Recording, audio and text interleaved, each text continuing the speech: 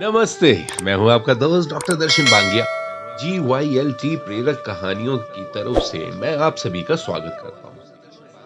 दोस्तों, हम सभी अपनी जिंदगी में आगे बढ़ना चाहते हैं और आगे आप तभी बढ़ पाएंगे जब आप अपने सोच, अपनी धर्म, अपनी संस्कृति से जुड़े रहेंगे। कुछ समय से हमें हमारी इन्हीं जानकारियों से, हमारे इतिहास से दूर रखा गया है। आपने अगर ध्यान दिया हो, लगभग 40 उम्र के जो ऊपर के लोग हैं, बचपन में आपने पंचतंत्र की कहानियां अवश्य पढ़ी होंगी। मैंने भी पढ़ी है। तो इन कहानियों के अंदर कुछ ना कुछ ऐसी जानकारी छुपी होती थी जो कि आपको जिंदगी में जिंदगी से लड़ने के लिए ऐसी जानकारी दे देती है, ऐसे विचार दे देते हैं कि प्रॉब्लम आई और आप उसे ठीक करने लायक हैं। तो यही हमारी कहानियों का मूल मंत्र है। हम कहानियां वो ढूंढ के लाते हैं जिसके अंदर कोई ना कोई ऐसा मैसेज छुपा हो जो कभी ना कभी काम जरूर आता है। और एक चीज हमेशा ध्यान रखिएगा, जिंदगी को कभी भी बिना दिक्कतों के मत मांगिएगा। कभी आपने एक वो मशीन देखी है जिसमें आपकी हृदय की धड़कन दिखाई देती है? उसमें एक लाइन होती है, कभी धड़कन ऊपर जाती है, कभी नीचे जाती है, कभी ऊपर जाती है, कभी नीचे जाती है। इसका मतलब आपकी जिंदगी में खुशियां और गम का आना जाना लगा रहेगा। कभी भी ये मत मांगिए कि हमेशा खुशियां ही रहे, नहीं होगा। लाइन फ्लैट हो गई तो यू विल बी डेड। तो इसलिए आपकी जिंदगी हमेशा जैसे चल रही है, थोड़ा-सा उसके अंदर अप एंड डाउन लगे रहने चाहिए, तभी ज़िंदगी का मज़ा है। अदरवाइज़ फ्लैट ज़िंदगी जीने का कोई मज़ा नहीं है, आप खुद बोर हो जाएँगे जल्दी। चलिए, हम सबसे पहले तो अपने धर्म और अपनी संस्कृति से जुड़ी हुई आज की इस कहानी को शुरू करते हैं और आखिर में हम इसके ऊपर बात करेंगे।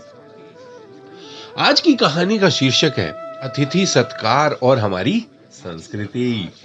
एक दिन विक्रमादित्य नदी के तट पर बने हुए अपने महल से प्राकृतिक सौंदर्य को निहार रहे थे। बरसात का महीना था, इसलिए नदी उफन रही थी और अत्यंत तेजी से बह रही थी। इतने में उनकी नजर एक पुरुष और एक स्त्री और एक बच्चे पर पड़ी। उनके वस्त्र तार तार थे और चेहरे पीले। राजा देखते ही समझ गए कि यह बहुत ही निर्धन है। सहसा ही वह तीनों उस नदी में छलांग लगा गए। अगले ही पल बिना एक क्षण गवाए नदी में उनकी रक्षा के लिए छलांग लगा दी। अकेले तीनों को बचाना संभव नहीं था, इसलिए उन्होंने अपने दोनों बेतालों का स्मरण किया। दोनों बेतालों ने स्त्री और बच्चे को तथा विक्रम जी ने उस पुरुष को डूबने से बचा लिया। तट पर पहुंचकर उन्होंने जानना चाहा वे आत्महत्या क्यों कर रहे थे। पुरुष ने बताया कि वह उन्हीं के राज्य का एक अत्यंत निर्धन ब्राह्मण है जो अपनी दरिद्रता से तंग आकर जान देना चाहता है।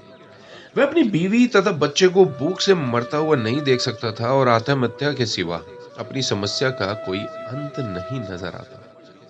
इस राज्य के लोग इतने आत्मनिर्भर हैं कि सारा काम खुद ही करते हैं, इसलिए उसे कोई रोजगार भी नहीं देता। विक्रम ने ब्राह्मण से कहा कि वह उनके अतिथिशाला में जब तक चाहे अपने परिवार के साथ रह सकता है तथा उसकी हर जरूरत पूरी की जाएगी। ब्राह्मण ने कहा, रहने में तो कोई हर्ज नहीं है, लेकिन उसे डर है कि कुछ समय बाद आतिथ्य में कमी आ जाएगी और उसे अपमानित होकर जाना पड़ेगा। विक्रम ने उसे विश्वास दिलाया कि ऐसी कोई बात नहीं होगी और उसे भगवान समझकर उसके साथ हमेशा अच्छा बर्ताव किया जाएगा।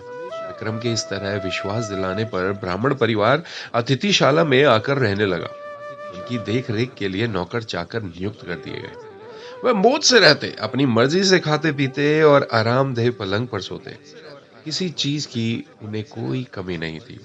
लेकिन वे सफाई पर बिल्कुल ध्यान नहीं देते। जो कपड़े पहनते थे उन्हें कई दिनों तक नहीं बदलते। जहां सोते वहीं थूकते और मल मूत्र त्याग भी कर देते।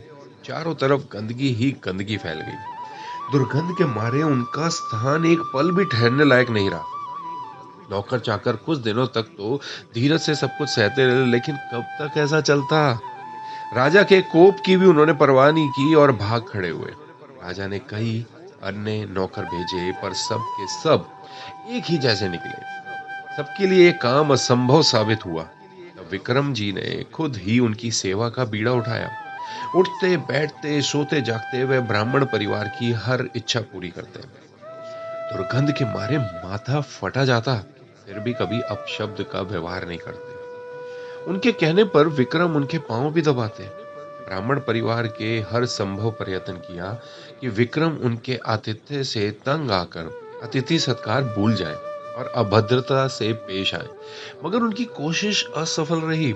बड़े सब्र से विक्रम उनकी सेवा में लगे रहे, उन्हें कभी शिकायत का कोई मौका नहीं दिया। एक दिन ब्राह्मण ने जैसे उनकी परीक्षा लेने की ठान ली। उसने राजा को कहा कि वह उनके शरीर पर लगी विष्ठा साफ करे। विष्ठा बेसिकली जो आप सुबह सुबह पेट साफ करके आते हैं उसे ही कहा जाता है, तथा उसे अच्छी तरह नहला धोकर साफ वस्त्र पहनाए। विक्रम तुरंत उनकी आज्ञा मानकर अपने हाथों से विष्ठा साफ करने को बढ़े। अचानक चमत्कार हुआ, ब्राह्मण के सारे गंदे वस्त्र गायब हो गए। उनके शरीर पर देवताओं द्वारा पहने जाने वाले वस्त्र आ गए। उसका मुखमंडल तेज से प्रदीप्त हो गया, सारे शरीर से सुगंध निकलने लगी। विक्रम आश्चर्यचकित थे। तभी वह ब्राह्मण बोला कि दरअसल वह वरुण है। एक्चुअली में वरुण देव जी ने ही उनकी परीक्षा लेने के लिए यह रूप धरा था। विक्रम के अतिथि सत्कार की प्रशंसा सुनकर वह सपरिवार यहाँ आए थे। जैसा उन्होंने सुना था वैसा ही उन्होंने पाया। इसलिए विक्रम को उन्होंने वरदान दिया कि उसके राज्य में कभी भी अनावृष्टि नहीं होगी तथा यहाँ की जमीन में 3-3 फसलें निकलेंगी। और विक्रम को यह वरदान देकर वह सपरिवार अंतर्धान हो गए।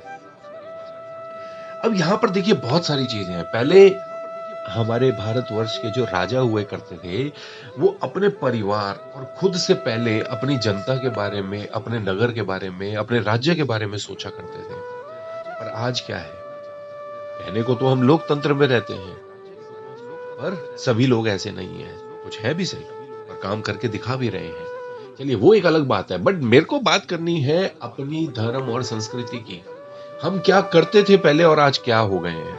कुछ चीजें आज भी हम फॉलो कर रहे हैं, बट वो भी सिर्फ एक रूल्स की वजह से। पहले हर घर के आसपास हमारे को पानी के मटके रखे हुए दिखाई देते थे।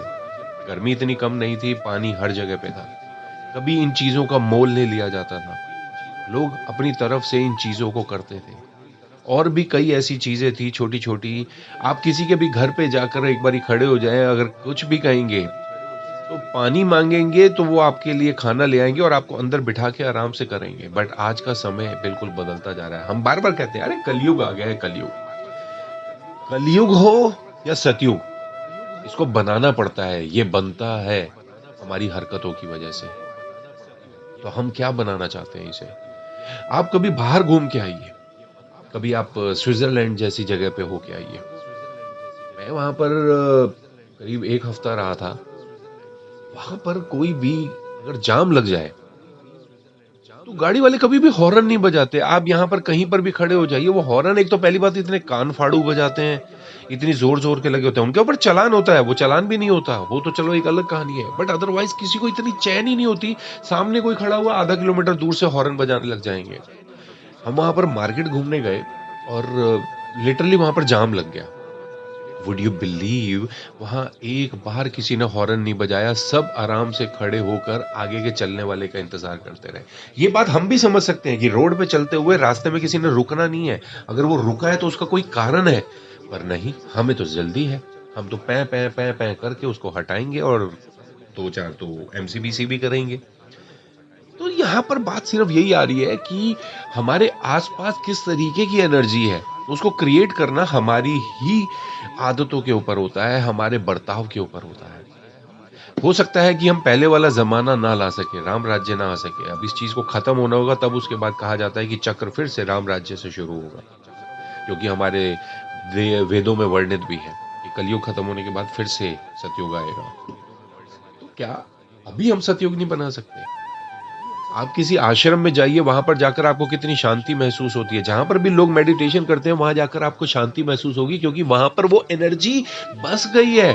और जहां पर लड़ाई झगड़े होते हैं, ऐसे घर में आप जाओगे तो आपको इरिटेशन होने लग जाएगी वहां बैठने से। तो आप अगर आज यहाँ स्वर्ग बनाना चाहते हैं, अपने घर में राम राज्य लाना चाहते हैं, तो उन चीजों को फॉलो भी कीजिए जो वो किया करते थे। क्या कभी किसी की मदद करी आपने? चलिए मदद नहीं करी, क्या कोई आपकी मदद करता है? कभी थैंक यू बोला आपने? थैंक यू नहीं बोल सकते क्या एक बारी स्माइल देते हैं कभी किसी को? एक बारी दे के देखिए। ये बहुत ही चिपकने वाली आइटम है। किसी को स्माइल दे के देखिए, देखिएगा, वो आपको स्माइल ज़रूर देगा। चाहे एक बारी आप किसी को गुस्से के देखेंगे ना, एक बारी वो अवॉइड करके चल देगा कि हो सकता है यार फ़ोन पे लगा होगा, पता नहीं क्या है, छोड़ो जाने दो।